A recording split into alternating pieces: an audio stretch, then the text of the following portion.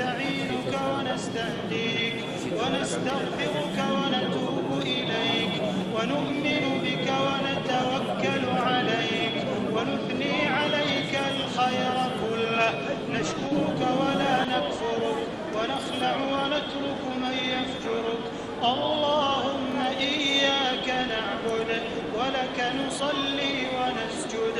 وإليك نسعى ونحفد نرجو رحمتك نرجو رحمتك نرجو رحمتك ونخشى عذابك إن عذابك الجد بالكفار ملحق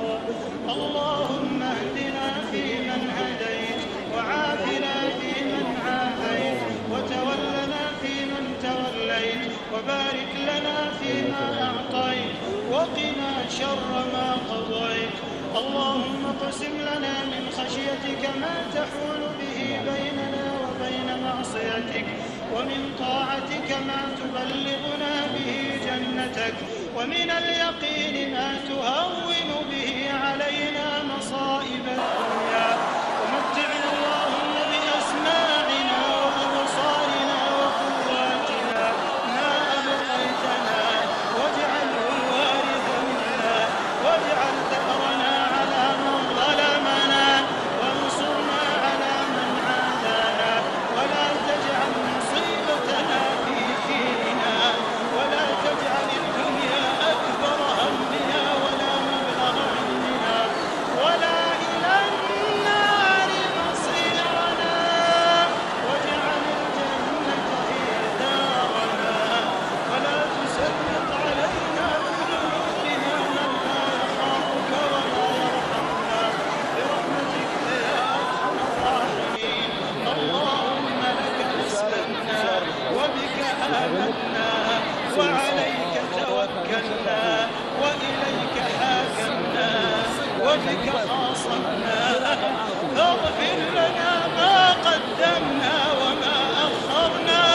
وما أسررنا وما أعلنا وما أنت أعلم به منا أنت المقدم وأنت المؤخر لا إله إلا أنت اللهم إنك عفو تحب العفو فاعف عنا اللهم إنك عفو تحب العفو فاعف عنا اللهم إنك عفو كريم تحب العفو فاعف عنا اللهم يا قاضي الحاجات ويا رفيع الدرجات ويا مقيل العثرات